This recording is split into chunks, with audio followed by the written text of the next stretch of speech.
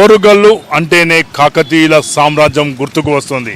కాకతీయులు తమ సామ్రాజ్యాన్ని స్థాపించేందుకు ఓరుగల్లు కిలా వరంగల్ను తమ రాజధానిగా ఎంచుకొని వారు రాజ్యస్థాపన చేశారు. వారు నిత్యం దైవారాధికులు. వారు నిత్యం శివుణ్ణి ప్రార్థించేందుకు అనేక దేవాలయాలు నిర్మించారు. అందులో చరిత్ర కలిగినటువంటి దేవాలయమే ఈ 1000 స్తంభాల దేవాలయం. ఈ దేవాలయం ఎంతో ప్రాముఖ్యం కలిగినటువంటి దేవాలయం. ఇందులో త్రికుటాలయంగా ఏర్పాటు చేసి అందులో విష్ణువును మరియు సూర్యభగవాను మరియు శివుణ్ణి ముగ్గురిని ఆరాధిస్తూ పూజలు నిర్వహించేవారు. మరి ఆ దేవాలయం ఏంటి, ఆ దేవాలయ కాలక్రమేణా ఎలాంటి రూపాంతరం చెందింది అనే అంశాలపై మరిన్ని వివరాలు తెలుసుకునేందుకు ప్రయత్నం చేద్దాం.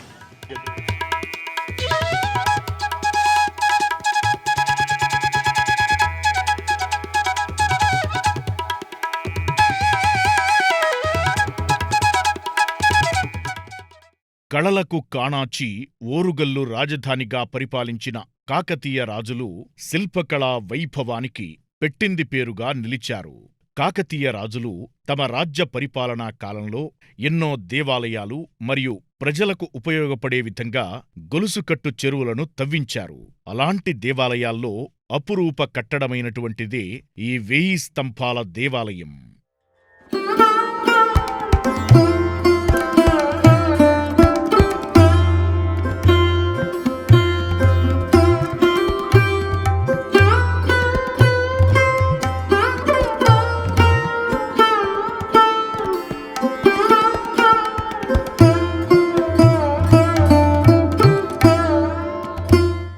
కాకతీయుల రాజైనటువంటి రుద్రదేవుని హయాంలో ఈ దేవాలయాన్ని క్రీస్తు శకం 1163లో శ్రీ రుద్రేశ్వర స్వామి ఆలయంగా నిర్మించారు.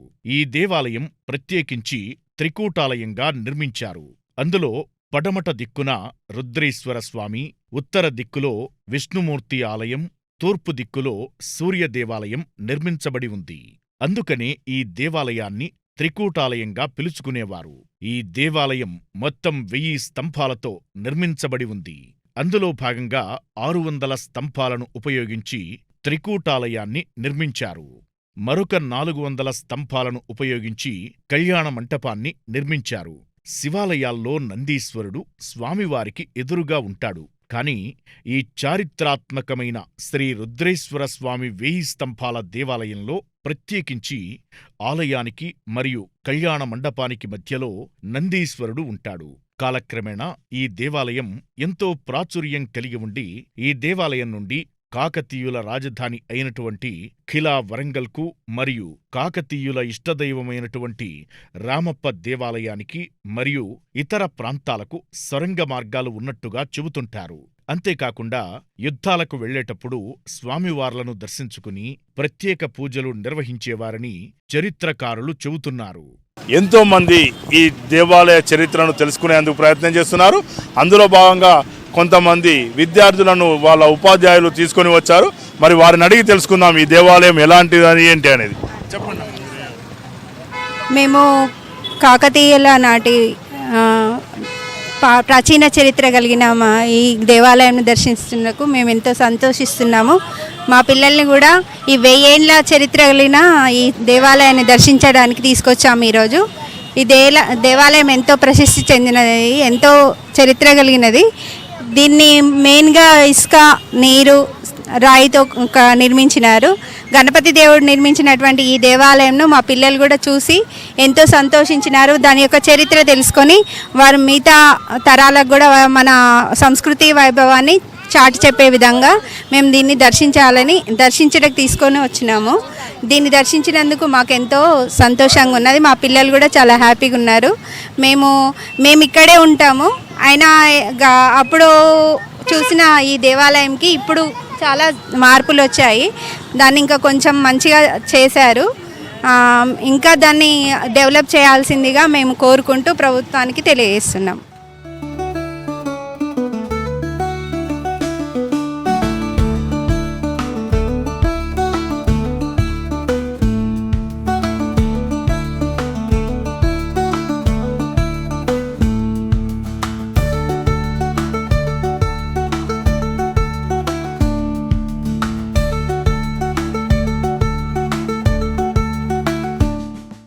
ఈ మంటపాన్ని పునర్నిర్మించే క్రమంలో ఇప్పటి స్థపతులు అంటే శిల్పకారులు దానిని పునర్నిర్మించేందుకు ఎన్నో ప్రయాసల కోర్చారు.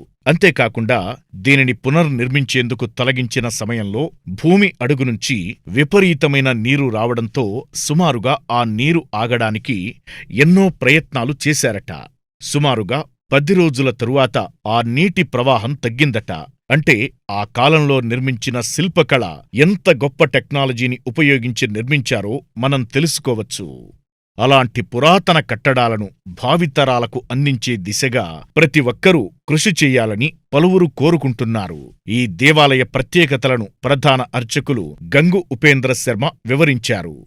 కాకతీయుల కాలంలో త్రికుటాలయంగా ఎంతో చరిత్ర కలిగినటువంటి 1000 స్తంభాల దేవాలయంలో మనం ప్రస్తుతం ఉన్నాం. ప్రస్తుతం ఈ దేవాలయం యొక్క విశేషాలేంటి, ఈ దేవునికి పూజలు ఏ విధంగా జరుగుతాయి అనే అంశాలపై మనతో ప్రధాన అర్చకులు గంగు ఉపేంద్ర శర్మ గారు ఉన్నారు. మరి వారిని అడిగి మరిన్ని వివరాలు తెలుసుకుందాం.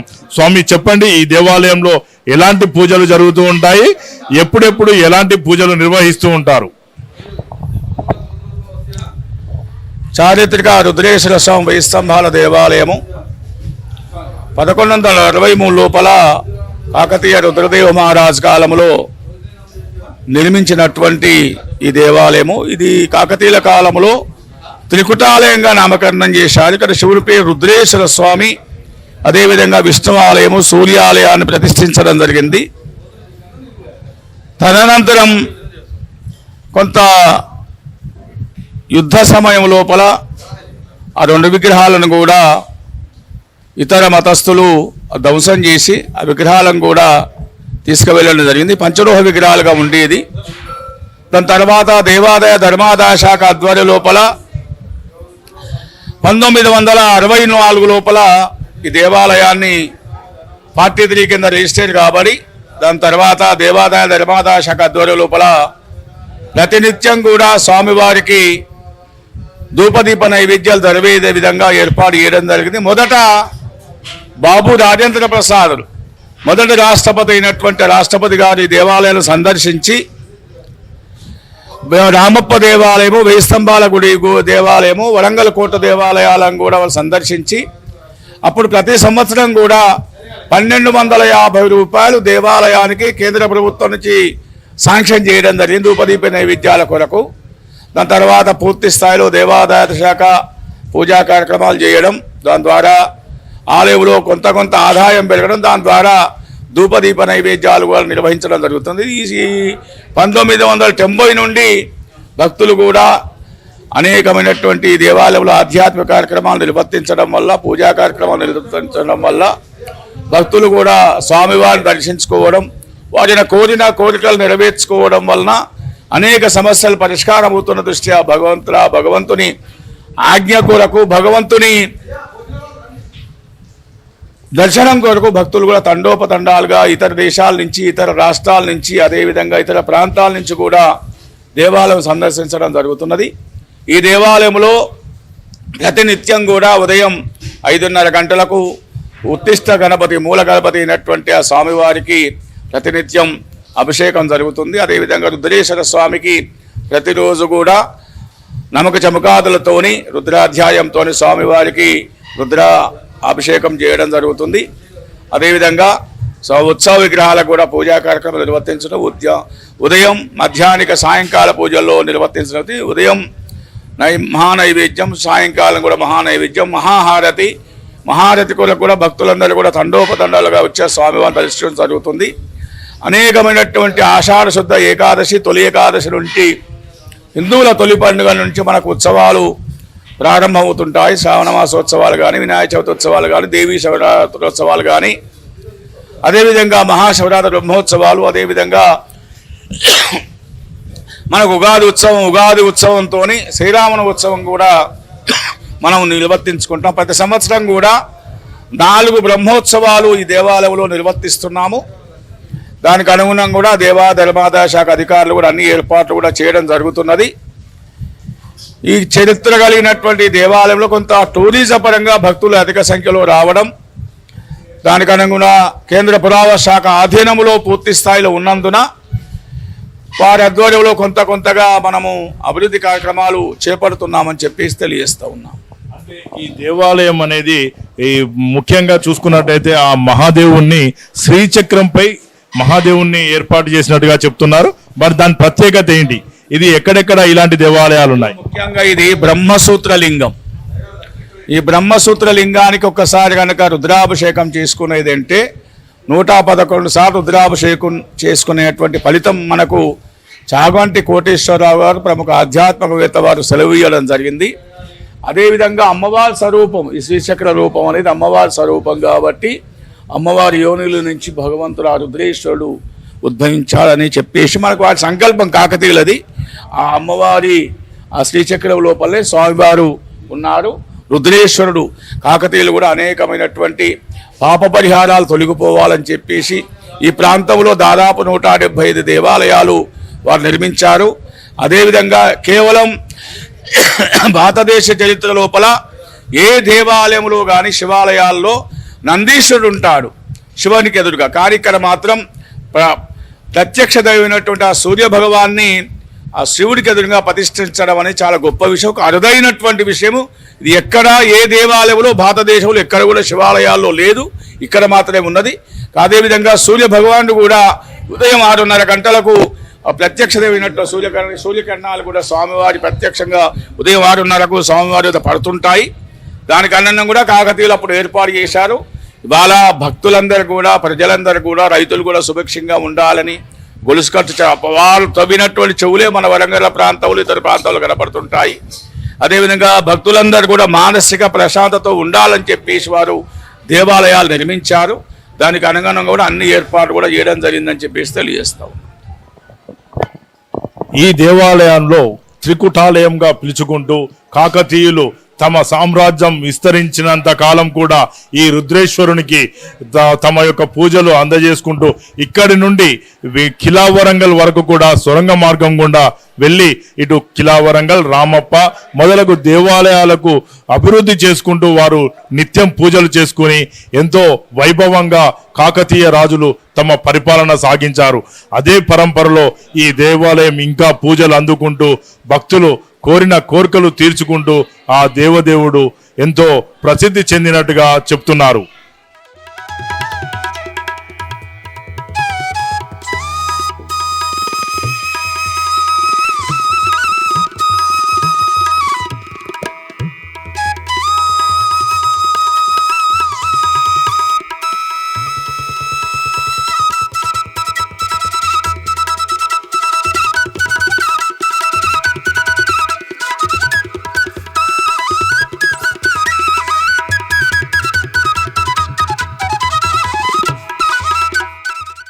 కాలక్రమేణా ఈ దేవాలయంలో ఉన్నటువంటి కళ్యాణ మండపం శిథిలావస్థకు చేరుకోగా ప్రాచీన కట్టడాలు, పురాతన క్షేత్రాలు మరియు శిథిలావస్థలో ఉన్నవాటిని పరిరక్షించే చట్టం 1958 ద్వారా 2010లో ఈ దేవాలయ మండపాన్ని తొలగించి తిరిగి నిర్మించారు.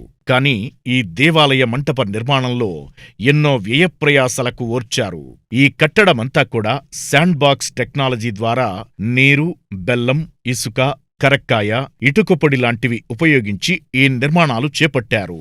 ఈ దేవాలయ శిల్పకళా వైభవాన్ని చూసినట్లయితే ఎలాంటి యంత్ర పరికరాలు లేని సమయంలోనే ఇంత చక్కని శిల్పకళను శిలలకు ప్రాణం పోసే విధంగా ఆనాటి వ్యక్తుల కళలు మనం గుర్తించవచ్చు. ఎలాంటి ఇంజనీరింగ్ వ్యవస్థ లేని సమయంలోనే శాండ్ బాక్స్ టెక్నాలజీ ద్వారా ఈ నిర్మాణాలు చేపట్టారంటే అప్పటి కళాకారుల నైపుణ్యం ఎంతో గొప్పదని చెప్పుకోవచ్చు. ఈ దేవాలయంలో ఆ రుద్రేశ్వరుడు శ్రీచక్రంపై ఉండడంతో ఈ లింగానికి ఎంతో ప్రత్యేకత ఉంటుందని తెలిపారు. విష్ణు దేవాలయం, సూర్య దేవాలయాలను కాలక్రమేణా కాకతీయ రాజుల అనంతరం వచ్చినటువంటి కొంతమంది రాజులు వాటిని ధ్వంసం చేశారని, ఇక ఆలయంలో శిల్ప సంపద చూసుకున్నట్లయితే అతి సూక్ష్మమైనటువంటి శిల్పకళ మనకు కనిపిస్తుంది. ఎంతో నైపుణ్యంతో ఆ శిల్పకళను కళాకారులు, స్థపతులు నిర్మించారు. ఇలాంటి ఎన్నో విశేషాలు కలిగినటువంటి రుద్రేశ్వర స్వామి దేవాలయంలో ఎన్నో వింతలు, విశేషాలు కలిగి ఉన్నాయి. కాకతీయుల సామ్రాజ్యం అంటేనే ఎన్నో శిల్పకళలకు పెట్టింది పేరుగా ఉంటుంది. అందులో భాగంగానే చారిత్రక 1000 స్తంభాల దేవాలయంలో కూడా ఎన్నో శిల్పాలు చెక్కి ఆ దేవాలయాన్ని నిర్మించారు. 1000 స్తంభాలు అంటే 600 స్తంభాలతో దేవాలయాన్ని, మరొక 400 స్తంభాలతో కళ్యాణ మంటపాన్ని నిర్మించారు. మరి వారి శిల్పకళ ఎలా ఉంటుంది, అప్పుడు శిల్పులు ఎలా చెక్కారు అనే అంశాలపై మనతో గంగు మణికంఠ శర్మ గారు ఉన్నారు. మరి వారిని అడిగి మరిన్ని వివరాలు తెలుసుకుందాం. చెప్పండి, ఆ కాలంలో ఇక్కడ ఎలాంటి శిల్పకళ ఉండేది, ఏంటి? పూర్వం నుంచి కూడా వరంగల్ నగరం అంటే కూడా శిల్ప సంపదకు కొట్టిన పేరు. ఎందుకంటే దీని తర్వాతనే విజయనగర సామ్రాజ్యం అనుకోండి, లేకుంటే మనకు కర్ణాటక సామ్రాజ్యం అనుకోండి. ఎందుకంటే ఇటువంటి దేవాలయాలన్నీ కూడా మనకు వరంగల్ జిల్లాలో, కర్ణాటకలో, ఆంధ్రప్రదేశ్లో, అలాగే తమిళనాడులో ప్రాంతాల్లో మట్టుకే కనిపిస్తూ ఉంటాయి. కాబట్టి కాకతీయులు వీళ్ళందరికంటే ముందుగా ఇటువంటి సంపద అనేది తీసుకురావడం జరిగింది. దానికి అనుకూలంగానే మన దేవాలయంలో 1000 స్తంభాల దేవాలయం అంటేనే శిల్ప సంపద. శిల్ప సంపదలో భాగంగా ఏంటంటే ప్రకృతి సమానమైన ఏదైనా సహజీవనంగా మనిషి ఎలా జీవించి ఉండాలి, ఒక మనిషి ఎలా కూర్చుంటే సోఫా సెట్ మీద ఎలా తయారవుతుందో మూడుగా తయారనేది సోఫా సెట్ మాదిరిగా ఇక్కడ తయారు చేసుకోవడం జరిగింది. అలాగే వాళ్ళు అప్పుడు వేసుకున్నటువంటి ఇవన్నీ చూడండి, బంగారు ఆభరణాలు ఇవే ఇప్పుడు చెక్కడం జరుగుతుంది. రవ్వల నెక్లెస్ అని మనం వింటూ ఉంటాం కదా, అటువంటిది ఇవి.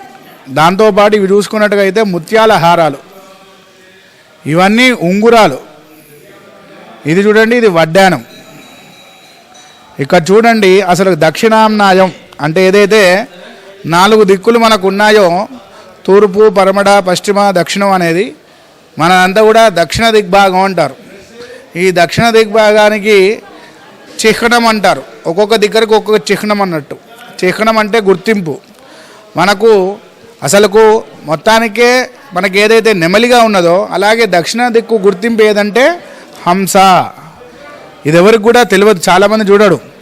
హంసనే ఎందుకు పెట్టారంటే శంకరాచార్య స్వామి వారు దక్షిణ దిక్కు ఎవరైతే నివసించి ఉంటారో వారు మంచినే చూస్తారు, చెడును చూడని చెప్పేసి మనకు శృంగేరి జగద్గురువులకు కూడా అక్కడ ఉన్నటువంటి సంస్థానం కూడా మనకు హంస గుర్తునే వాళ్ళకి ఇవ్వడం జరిగింది. కాబట్టి ఇక్కడ హంసలు కూడా చెక్కోవడం జరిగింది. అలాగే మనం చూసినట్టుగా అయితే ఇక్కడ దారం పట్టే రంధ్రాలు ఉంటాయి. మామూలు గోడలో మేకొడితే వెళ్ళదు, అటువంటి చూడండి ఎంత దారం పట్టే సందులు ఉన్నాయి, సూక్ష్మమైన రంధ్రాలు.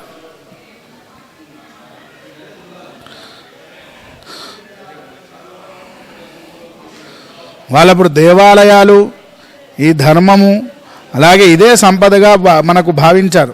అందుకని అప్పుడు కట్టినటువంటి గొలుసు చెరువులే అనుకోండి, ఈ దేవాలయాలే కానివ్వండి, ఇవన్నీ సంపదనే ఇప్పటి వరకు కూడా మనకు మిగిలింది. ఇలా చాలా. అలాగే మన దేవాలయం చూసుకున్నట్టుగా అయితే త్రికుటాలయం, శివకేశలో భేదం లేకుండా కట్టినటువంటి గుడి. ఇది మనం చూసుకున్నట్టుగా అయితే విష్ణువాలయం.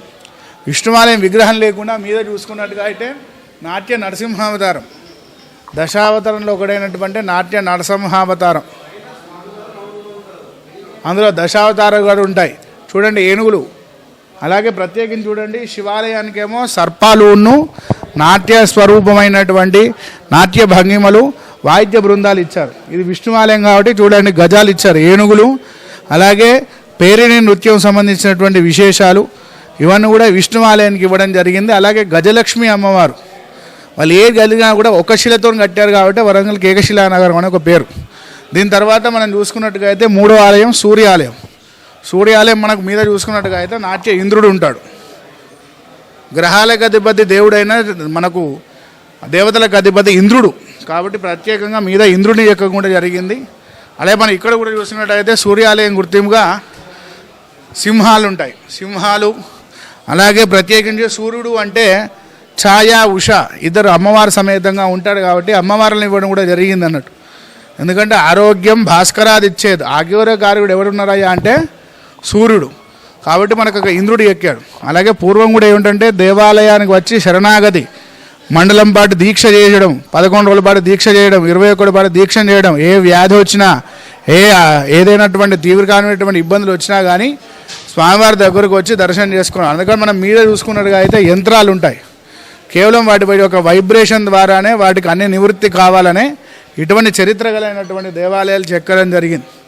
ఇక్కడ కూడా మనం చూసుకున్నట్టుగా అయితే చూడండి, అప్పుడు వాళ్ళు వేసుకున్నటువంటి లోలాకులు వడ్డానాలు ఇవన్నీ కూడా చెక్కోవడం జరిగింది.